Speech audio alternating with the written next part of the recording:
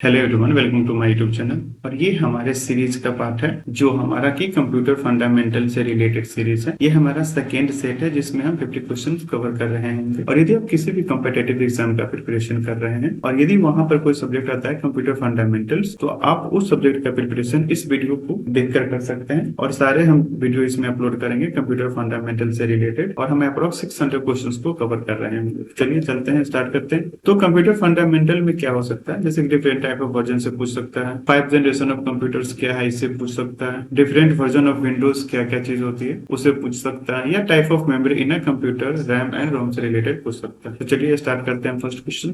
First question कह रहा है कि binary representation of decimal. Binary numbers में हम किसी भी चीज को कन्वर्ट करते थे, हमें पता होना चाहिए कि बाइनरी का बेस वैल्यू क्या है।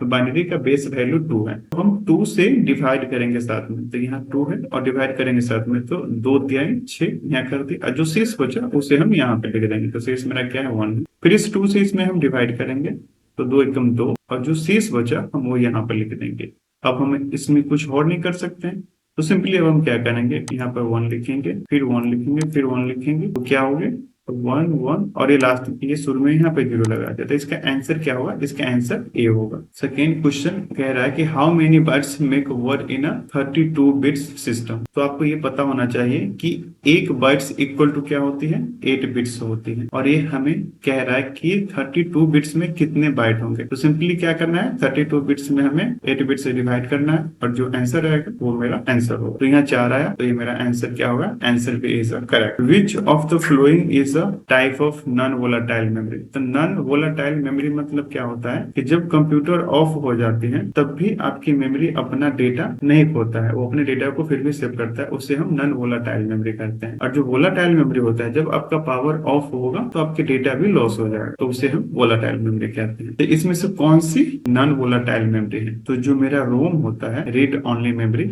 वो मेरा एक नॉन वोलाटाइल मेमोरी होता है। क्वेश्चन नंबर 4 कह रहा है कि which register hold the address of the next instruction to be fetched. तो इसका आंसर होगा B, program counter.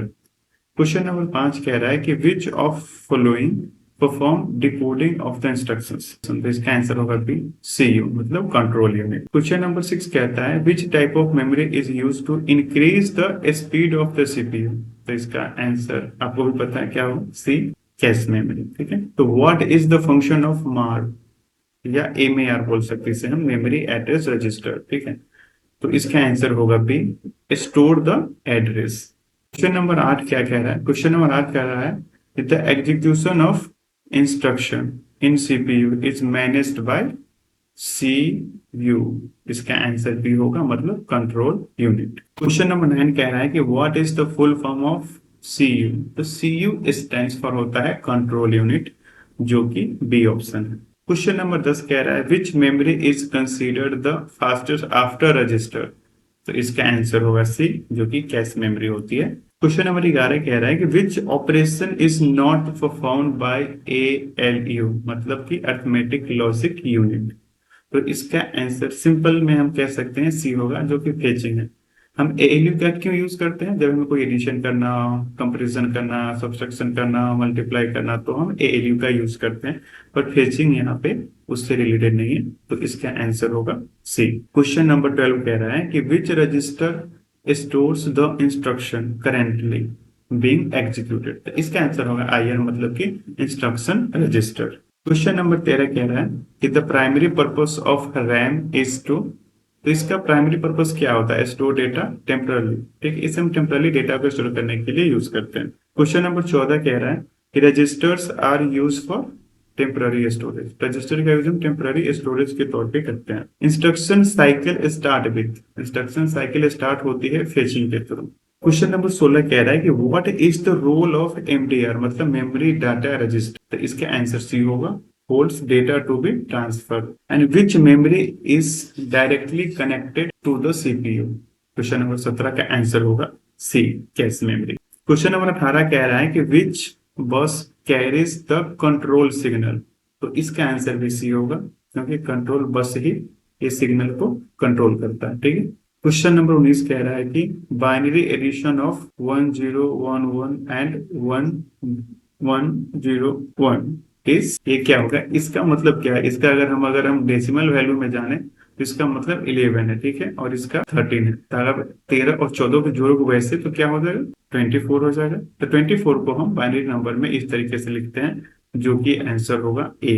And which of the following store both data and instruction, question number 20 का आंसर होगा ए, जो कि रैम है। क्वेश्चन नंबर 21 कह रहा है कि which part of CPU fetch data from memory. तो मेमोरी से डेटा फेच करने के लिए क्या चीज की हमें नीड पड़ती है, तो सीयू मतलब कंट्रोल यूनिट। 22 क्वेश्चन कह रहा है कि which component of CPU is involved in a decision making. तो डिसीजन मेकिंग के लिए एएलयू मतलब कोई भी परफॉर्म हमें एक्शन कराना है, जैसे कि मैं किसी नंबर को ऐड करना है, सब्ट्रैक्ट करना है, या किसी भी चीज को ऐसी कोई कंडीशन हम देते हैं तो उसे डिसीजन मेकिंग में कन्वर्ट करने की एएलयू का यूज हम करते हैं। एएलयू स्टैंड पर क्या होता है, एएलयू स्टैंड पर होता है अरिथमेटिक लॉजिक यूनिट। एएलयू क्या करता है, think and decide through logic. वो कोई भी चीज को सोचता है और फिर उस लॉजिक को डिसाइड करके अपना कैलकुलेशन करता है। सीयू मतलब कंट्रोल यूनिट, जो कि कंट्रोल द प्रोसेस, जो भी प्रोसेस होता है उसे कंट्रोल करता है। What is the base of binary number system? The binary number system का बेस होता है 2।